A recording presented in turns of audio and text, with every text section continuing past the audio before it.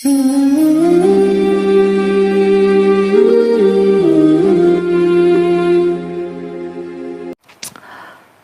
bid'ah menguatkan bid'ahnya, dalil yang dia gunakan untuk menguatkan bid'ah itu hanya ada dua macam. Satu, hadis yang dhaif atau bahkan palsu yang mungkin menunjukkan bid'ahnya. Yang kedua, dalil sahih, ayat Al-Quran atau hadis sahih yang tidak menunjukkan bid'ahnya. Itu kebiasaan ahli bid'ah seperti itu. Ya. Kalaupun ada hadis sahih, ayat yang mereka jadikan dalil, ayat itu bila dipahami dengan benar, hadis itu bila dipahami dengan benar sama sekali tidak menunjukkan apa yang mereka pahami. Kalaupun ada, biasanya apa? Hadis yang dhaif atau bahkan hadis yang palsu. Nah, berkaitan dengan Jokam nih, nah, masalah keyakinan Jokam terhadap masalah sambung ini, jangankan hadis sahih yang menunjukkan apa yang mereka pahami, hadis palsu pun mungkin gak ada, hadis dhaif pun gak ada. Kenapa ini?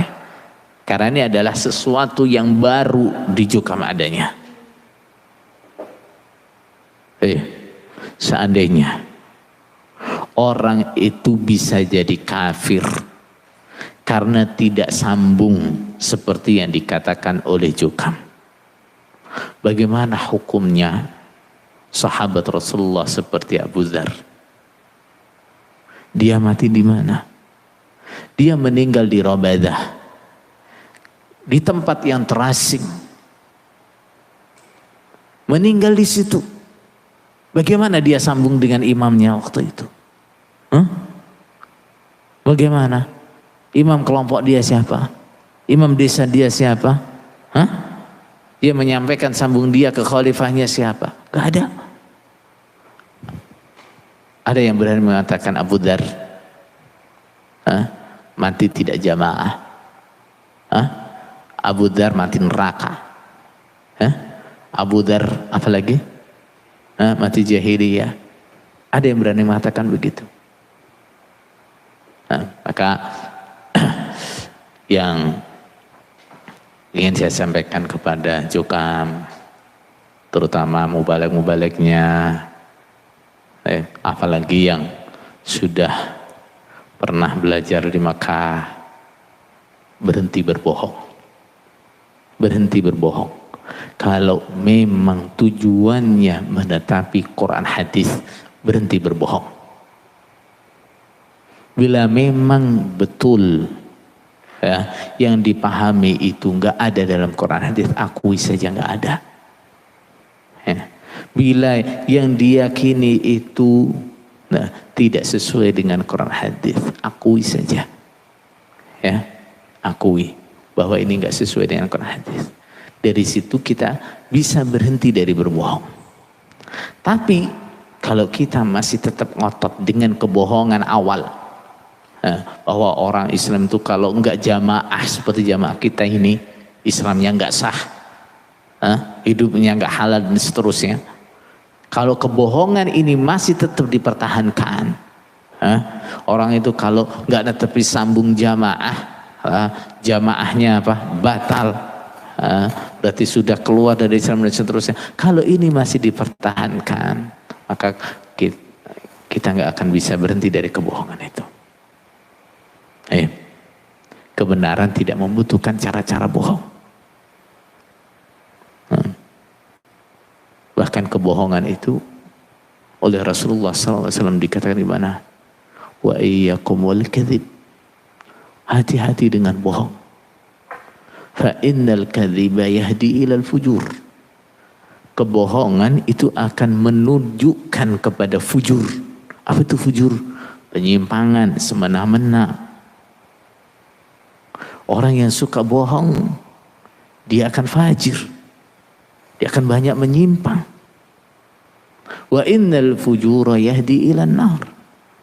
Sedangkan kefajiran itu akan menuntun ke neraka. Kita cari surga, bukan cari neraka.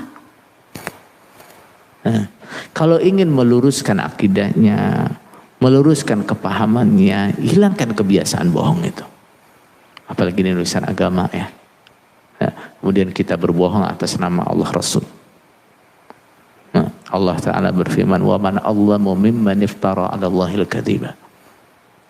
Mana yang lebih aniaya, artinya mana yang lebih besar dosanya daripada orang yang berbuat dusta atas nama Allah Rasul. Termasuk dusta atas nama Allah Rasul adalah apa? Mengartikan ayat dengan arti yang disimpangkan, mengartikan hadis dengan arti yang disimpangkan. Itu bohong, itu dusta. Dan ini dusta yang paling besar. Dan ketahuilah bahwa orang itu kalau sudah berani berdusta dalam masalah yang besar, maka akan ringan bagi dia untuk berdusta di masalah-masalah yang di bawahnya. Kalau sudah berani berdusta atas nama Allah Rasul, bicara dalil saja sudah mau berani bohong, maka masalah-masalah yang lain akan lebih mudah lagi dia berbohong. Coba apa yang terjadi dengan Jukam nih. Ketika mereka sudah berani menyimpangkan pemahaman ayat, pemahaman hadis, nah, berani mengatakan ini dari Allah Rasul begini, padahal tidak. Ajaran Quran hadis seperti ini, padahal tidak. Ketika kebohongan yang paling besar ini sudah dilakukan, akhirnya gimana? Kebohongan-kebohongan yang lebih kecil mudah lagi dia kerjakan. Menfitnah orang-orang yang mengingatkan biasa. Ya enggak? Nah, sudah berapa ratus kebohongan mereka ciptakan untuk menjatuhkan orang-orang yang mengingatkan mereka. Kenapa bisa seringan itu? Kenapa bisa semudah itu mereka mengucapkan bohong? Karena bohong yang paling besar pun sudah dikerjakan. Nah, akhirnya bohong jadi kebiasaannya. Bahkan bohong pun dianggap sebagai ibadah. Dengan diganti istilah apa? Bitonah. Dengan diganti istilah fatonah, bitonah. Apa artinya itu? Bohong kan? Artinya kebohongan. Bohong karena menutupi akidahnya.